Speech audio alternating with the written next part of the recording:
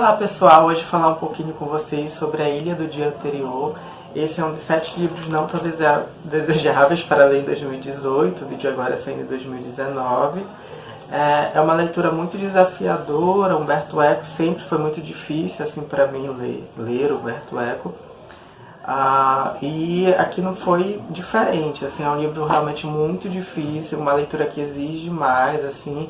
Eu cheguei a iniciar essa leitura e aí eu avancei bastante nela, mas eu me toquei, tipo, que eu não estava entendendo nada do livro, então retomei. E pensando nisso que o Umberto Eco está trazendo aqui, né?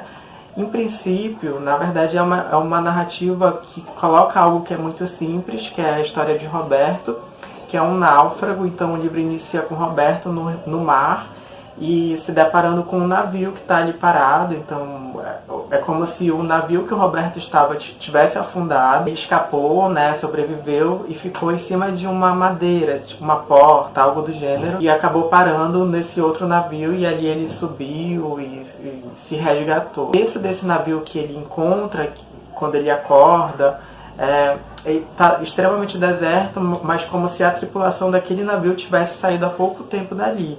E ele estranha, mas ele tem alimento, tem comida, tem pássaros, tem outros animais assim que estão sendo tratados de algum modo.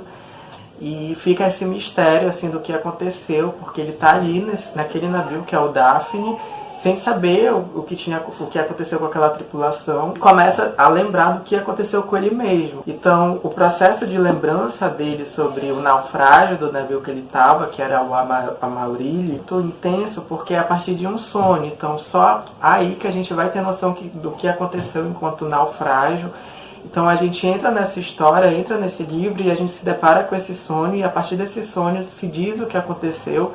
Mas é um sonho cheio de metáforas, que é difícil entender, e só repetindo essa leitura que eu pude compreender que era isso que ele estava falando, né, do naufrágio desse navio, que foi extremamente tenebroso, assim. Parecia que raios vinham de dentro do mar, do fundo do mar, criava aquela tempestade, o que fazia as coisas caírem. E é muito interessante, assim, porque qual é a dificuldade do Umberto Eco? É a mitologia, né? Ele traz uma mitologia romana da Itália muito presente aqui. Então, cada parágrafo que vem com uma história que faz essa metáfora com algo mitológico. Raios é como se fosse um tremor debaixo da terra, dentro do mar, e que causa essa tempestade dentro do oceano e que perpassa o que está por cima do mar. Esses raios saindo do fundo da terra e vindo, né, pelo mar, que é muito interessante. Quem narra essa história é uma pessoa que encontra registros de cartas do Roberto. O Daphne ele é encontrado tempos depois, e ali se tem acesso ao que o Roberto escrevia enquanto diário. E aí a gente vai ter acesso à própria história do Roberto, né? Ele é filho de uma pessoa dona de uma terra da Itália, e fala de guerras que ele passou e de como a vida dele foi se transformando.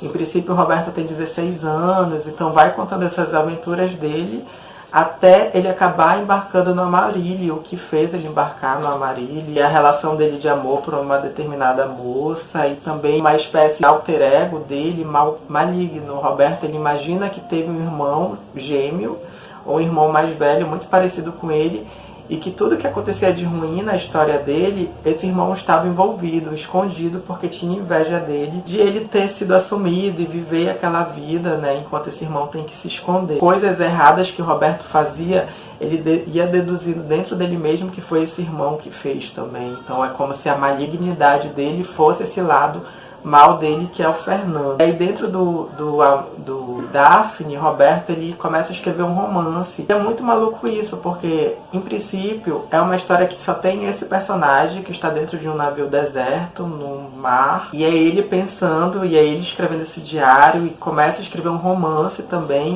como um modo de matar Fernando, que é esse lado maligno dele. E é muito interessante como ele cria essa narrativa, esse romance, que já vai vir pro final do livro também. Esse livro eu acho que seria muito interessante para quem estuda geografia, assim. O Umberto Eco ele é muito intelectualizado, então ele dialoga com muitas coisas.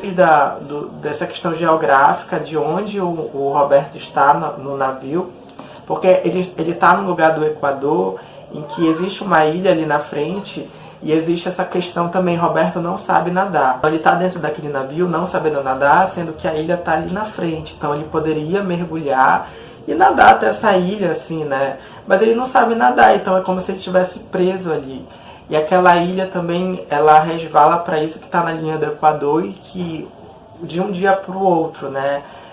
Passando de uma linha, o sol, enfim, então faz ser um determinado dia e o outro dia é o dia anterior àquele dia, enfim.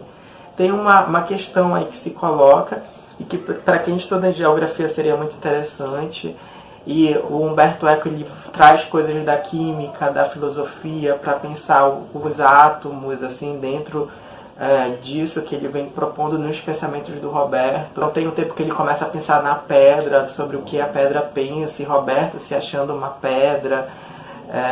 É muita viagem assim, que ele traz e que faz a narrativa, o romance que ele coloca aqui, que tem esse ar que é simples, mas algo extremamente complexo. A surpresa aqui também com relação a Roberto estando dentro desse navio. E existe uma surpresa dentro desse navio que o Roberto se depara e que faz ser interessante a história também, assim, mexe com a história, com esse náufrago solitário. Eu gostei muito da leitura, eu acho que vale a pena, assim, apesar da dificuldade da leitura, mas eu acho que faz a gente ter um aprendizado, a gente consegue compreender bem do livro, fica muito na gente, porque é muito rico, é de uma qualidade maravilhosa, e que eu senti muito com Thomas Mann, né? Do Thomas Mann eu li A Morte em Veneza, que ele traz referências filosóficas, de arte, de literatura, dentro de uma narrativa, e isso é riquíssimo, e eu sinto aqui com o Humberto Eco. No mais é isso, pessoal, gostei muito da leitura, eu indico sim Humberto Eco, indico sim a Ilha